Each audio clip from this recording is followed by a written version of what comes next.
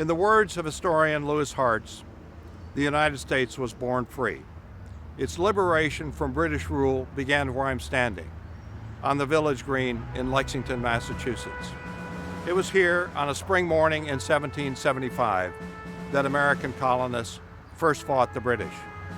Paul Revere had ridden through the night to warn local militia that the British were marching their way. The militiamen were farmers, merchants, and craftsmen. They numbered less than 100. The British force was 10 times larger, and they were regular soldiers, part of the world's finest army. It was no contest. The firing stopped within moments. 8 Americans lay dead. The only British casualty was a lightly wounded soldier. But the battle came to be known as the shot heard round the world. Democracy had found its champion, a people who were willing to fight to free themselves of a king. From here, the British force marched on Concord, 7 miles to the west. There they faced off against a larger group of local militia. This time, men on both sides fell. As the British marched the 20 miles back to Boston, they were fired upon by Americans positioned in the woods. More than 1,000 Americans, one of them 80 years of age, had grabbed their muskets and joined the fight. The British were trained to fight in the open field, not against men protected by rocks and trees. Soon the British were in full retreat. When they finally reached Boston, they had lost nearly 100 men, double that of the Americans. On that April day, more than 2 centuries ago, Americans fought for a different form of government, one where the people would govern themselves. That vision was idealized a year later in the words of the Declaration of Independence. We hold these truths to be self-evident, that all men are created equal, that they are endowed by their Creator with certain unalienable rights, that among these are life, liberty, and the pursuit of happiness.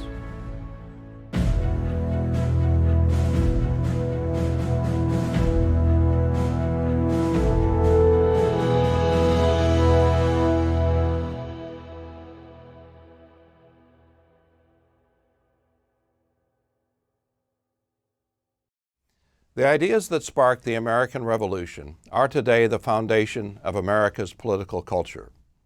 Political culture is a term that refers to the deep-seated and widely shared beliefs of a people, beliefs that are so much a part of their thinking that they're almost second nature. Habits of the heart is how the French writer Alexis de Tocqueville describes such beliefs. Now, a nation's political culture gives its politics a distinctive character. Roughly half the world's nations today are classified as democracies. Yet, as a result of cultural differences, they differ markedly in how they're governed. German politics is not the same as Greek politics, any more than Japanese politics is like the politics of India. In this session, we'll examine the American political culture. We'll explore the origins and distinctiveness of Americans' political ideals. We'll talk also about the endurance and the challenges of those ideals. And then we'll conclude with examples of how these beliefs affect contemporary politics. Now, Americans' cultural beliefs originated in the nation's colonial period, which culminated in the American Revolution. The Revolution was a rejection of an old way of governing for what at the time was a radically new way. As James Madison, the nation's 4th president, said, "We were testing whether governments do better without kings than with them." But the revolution was more than a question of whether ordinary people were capable of governing themselves. It reflected a far-ranging change in how people thought. In the Europe that American settlers had left behind, power was in the hands of a small few. Hereditary kings sat atop the political ladder. Ordinary people were their subjects, possessing few opportunities and even fewer rights. It was an age-old system, and the British king tried to impose it on the American colonies. It didn't hold. The American continent was too big and too uncharted to be tightly governed. In today's high-tech world, it's hard to imagine what the settlers found upon arriving in the New World, the seemingly endless tracts of harsh and uncharted wilderness land. That untamed expanse gradually changed how people thought about themselves and about government. Why should they surrender their liberty to a king when personal freedom was as close as the next wilderness area? Why should they bow to a king when greater equality could be had by moving to the next frontier? Why should they work in the fields of a king? Why should they accept the age-old feudal system when land was freely available and could be made productive by their own hand? And why should they be governed by laws created by a king an ocean away when they knew their governing needs far better than any distant ruler? It was the gradual dawning of these radical beliefs that constituted the real American Revolution. As the nation's second president, John Adams, said, "The American Revolution started first in the minds and hearts of the people." The armed revolution served to crystallize what Americans had come to believe, that they should be free, equal, self-reliant, and self-governing. Today, the beliefs nurtured during the colonial period are the cornerstone of the American political culture. They define even what it means to be an American. The people of most countries derive their identity from shared ancestry. What makes someone French or Chinese, or defines them as a Turk or a Russian? It's common ancestry. They share land and a bloodline that goes back centuries. The French have a nation that's more than 1,000 years old. The Chinese have one that's even older. It dates back more than 4,000 years. Americans are different. They don't have a common bloodline. They come from every corner of the globe: England, Mexico, Ireland, India, Vietnam, Africa, Germany, you name it. I was at a concert recently and struck up a conversation with the American next to me. As it turned out, he was born in Chad, a country in Central Africa. So what, in the absence of shared ancestry, is Americans' common bond? What do they share besides the fact they live in the same country? Writing in the late 19th century, the British historian James Bryce said that Americans' identity stems from the ideals that emerged during the colonial period. Bryce was struck by the fact that wherever he traveled in the U.S., people voiced the nation's founding ideals. At the time, the nation was still expanding westward, a frontier experience that further ingrained the beliefs that had sparked the revolution.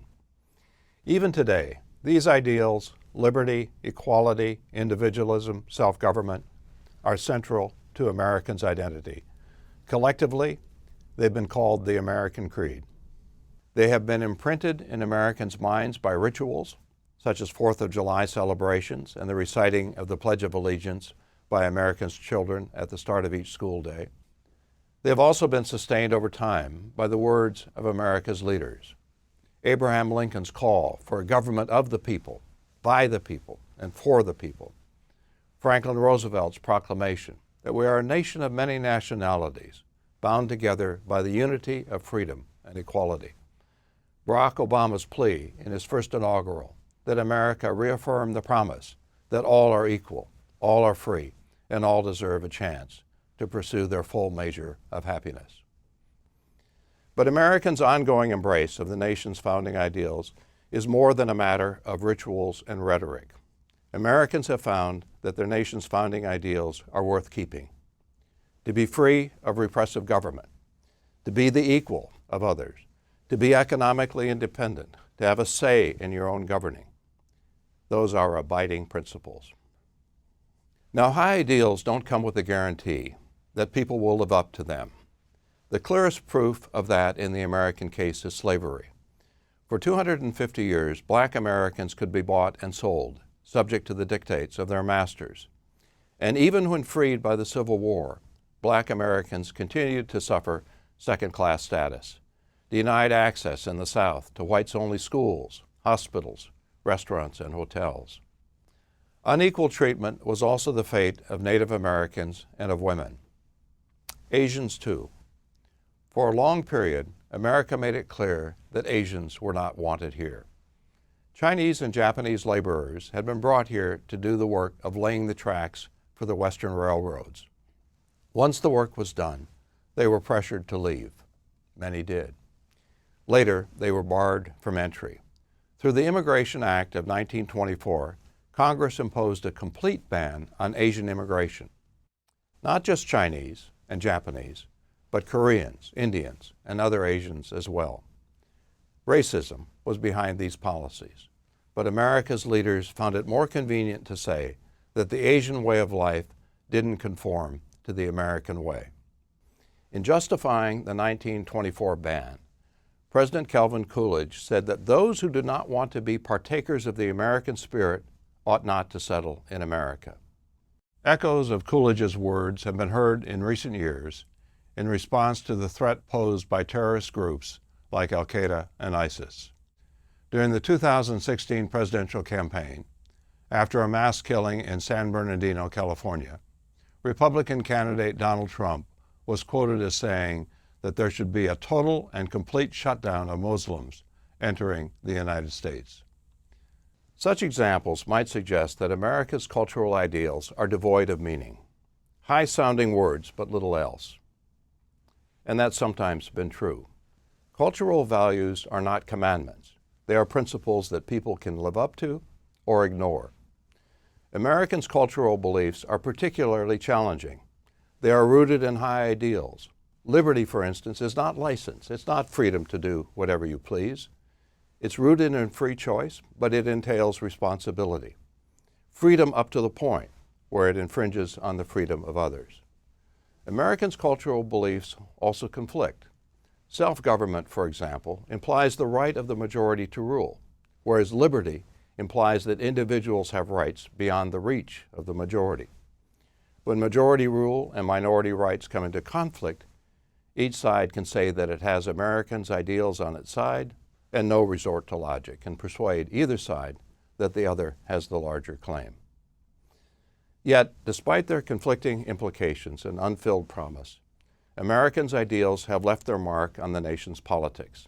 It's impossible to understand the course of American history without taking its cultural ideals into account. It's true, for example, that racial, gender, ethnic, and other forms of discrimination constitute the darkest chapter in the nation's history. Yet it's also true that the struggle of Americans across the generations to build a more equal society is one of the nation's brightest chapters. How, other than a commitment to equality, can we explain the frequent political movements that have sought to make America a more equal place? There have been scores of such movements, including the abolitionist movement, the suffragist movement, the women's rights movement, and the contemporary gay rights movement. Particularly noteworthy is the Black civil rights movement of the 1950s and 1960s. America's mistreatment of blacks came into sharp focus with the end of World War II. Black soldiers had fought bravely to defeat Nazi racism in Europe, only to return home to racism. Black Americans began to agitate for their rights in ever more forceful ways, eventually turning to boycotts, sit-ins, rallies, marches. A major breakthrough came in 1954 when the U.S. Supreme Court invalidated state laws in place throughout the South that required black children to attend public schools separate from those of white children. In its ruling, the court said, "Separate educational facilities are inherently unequal." As the civil rights movement grew, led by inspirational leaders like Martin Luther King and Ralph Abernathy, it attracted ever broader white support. By the early 1960s, polls indicated that 3/4 of non-Southern whites favored an end to racial discrimination in restaurants, hotels, and other public accommodations. In 1964, Congress passed the Civil Rights Act, which did precisely that. As he prepared to sign the legislation, President Lyndon Johnson said, "We believe that all men are created equal, yet many are denied equal treatment. We believe that all men are entitled to the blessings of liberty, yet millions are being deprived of those blessings, not because of their own failures, but because of the color of their skin. But it cannot continue. The principles of our freedom forbid it, and the law I will sign tonight forbids it."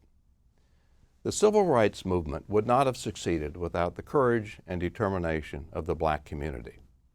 But the movement also had behind it the moral force of Americans' professed belief in equality. It was that force that Martin Luther King summoned when he challenged America to rise up and live out the true meaning of its creed, that all men are created equal. Now, as I noted earlier, a nation's political culture gives its politics a distinctive form. Cultural beliefs clearly do not determine precisely what a people will do, but in the long run, they affect what a people will regard as appropriate and desirable, and thus what they will try to achieve. Cultural beliefs serve as unstated rules of behavior. They act as boundaries on what people will find acceptable and what they will strive for. Take, for example, Americans' belief in individualism. Although individualism is also a part of the political culture of European nations, it takes exaggerated form in the United States because of its unique history. Americans' heightened sense of individualism can be seen in the results of a recent cross-national survey that was conducted in 4 European countries and the United States. Respondents in each of these countries were asked, what is more important, that nobody is in need or that individuals have the freedom to pursue life's goals? As you can see from the figure, Americans responded differently to this question than did Europeans. Most of the European respondents ranked helping those in need more highly. In contrast, most American respondents placed individual freedom at the top. Not all American respondents ranked individual pursuits ahead of helping the needy, but the majority did, the reverse of the pattern for Europeans. Now, if this difference was simply one of opinion, it would be interesting, but not of great consequence. In fact, the difference has consequences. Consistent with its greater cultural emphasis on individualism, the United States, though it has a higher poverty rate than do European countries, spends less on programs for the poor, about 25% less. The rules of welfare eligibility also differ. In most European countries, for example, citizens are entitled to government-provided health insurance. They don't have to prove that they're poor to be eligible for it. In the United States, proof is required. Individuals must show that they cannot buy it on their own, that they lack the financial means before they are eligible for government help in obtaining health insurance. Americans are not necessarily less sympathetic with the poor. Compared with Europeans, they are twice as likely to give to charities. But Americans are less inclined to enact welfare policies that could weaken self-reliance. From America's individualistic perspective, people are obligated to work hard and take care of themselves, unless they have a verified need for government help. Public education provides another example of how America's cultural values affect its policy choices. The United States has easily the world's largest higher education system, more than 4,000 colleges and universities. Most of them are public institutions, created by government and supported in substantial part by government funding. The United States also spends more per pupil for primary and secondary public education than does nearly every other country. The European average per student is slightly more than $9,000 annually. The United States spends about $12,000 per student. Now, why is that? Why does the United States invest so heavily in public education? Its political culture is among the reasons. If individualism is to be upheld, you have to give people the means, a proper education, to succeed. And if equality is to be upheld, educational opportunities have to be plentiful, available to the many rather than to the few. Equality of opportunity, giving every child a chance to succeed, is the guiding principle of America's system of public education. When that system began to take root 2 centuries ago, it was called the Great Equalizer. It sought to give children of widely different backgrounds a somewhat equal start in life so that each could succeed or fail on their own merits. Writing in the late 19th century, the socialist Leon Sampson noted the stark difference between the philosophy of public education in the United States and Europe. Said Sampson, the European ruling class were open in their contempt for working people, but in the United States, equality and liberty were extolled in the public schools. Sampson concluded that American schools embodied a unique conception of equality. Everyone was being trained in much the same way, so that each person would at least have a chance at success. Since then, of course, European nations have broadened the reach of their education systems. Nevertheless, differences remain. In some European systems, high school students are separated into those that receive pre-college training and those that get vocational training. In contrast, most American schools offer a relatively standardized curriculum. Each student takes more or less the same set of courses: math, science, language, and the like. Some American educators have questioned the wisdom of this approach. Given the differences in students' interests and aptitude, they think vocational training should be a larger part of the U.S. educational system. But a standardized education is consistent with America's core values. It's squarely in line with the principle of equal opportunity. I could give you other examples, everything from home ownership to gun laws, that illustrate the impact of America's political culture on its policies. But the point would be the same. Any assessment of U.S. politics must take into account the influence of its cultural values. It's far from the only important factor, as we'll see in subsequent sessions of this course, but it's one of them.